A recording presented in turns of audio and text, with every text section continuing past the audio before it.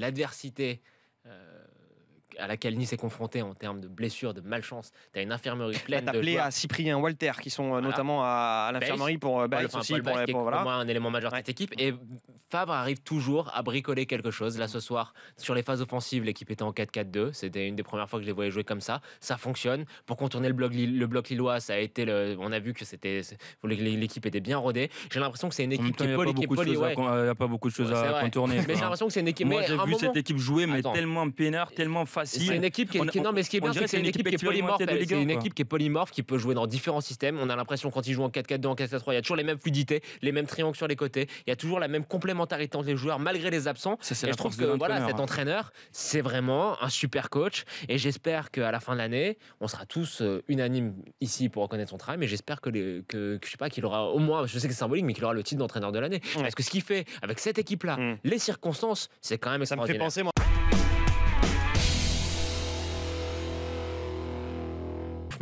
Il y a des joueurs dans cette équipe lilloise, il faut arrêter, quoi. Je les aime beaucoup, mais Rio Mavuba et Franck Beria sont vraiment moi, je l'ai pas trouvé très nul ce soir. Mais il a perdu des ballons dangereux en première mi-temps, dans plein axe, des passes ratées, des relances courtes. On n'a pas l'habitude de le louper. En deuxième mi-temps, il s'est un peu ressaisi, mais dans cette équipe-là qui est en manque de repères, qui est en manque de stabilité, ça doit être un peu le point de repère, le taulier. Il était un petit peu à la cave à un moment donné. Mais là, il rejoue, ça fait quand même 3-4 matchs, il rejoue. Enfin voilà, je l'ai trouvé quand même en première mi-temps très dangereux pour l'équilibre de son équipe. Quand tu es au milieu de terrain, tu peux pas perdre ce genre de ballon. Il l'a fait. Donc bon, j'adore ce joueur-là, mais voilà.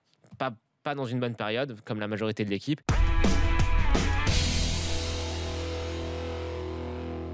Tu l'as bien résumé, c'est une période qui est floue et on sait en revanche ce qui a l'avantage, c'est que la période est floue, mais on sait ce qui arrive et on sait ce qui arrive, c'est Jésus-Christ qui arrive, qui va reprendre l'équipe.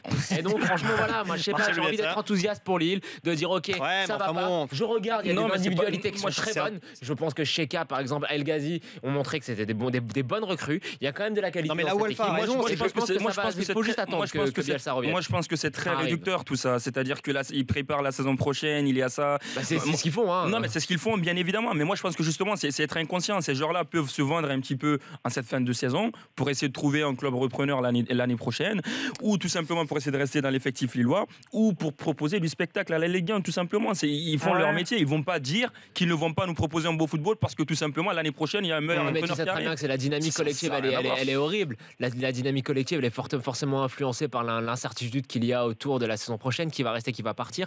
Je pense que c'est très difficile de en demander plus. Ils vont se maintenir, c'est déjà ça.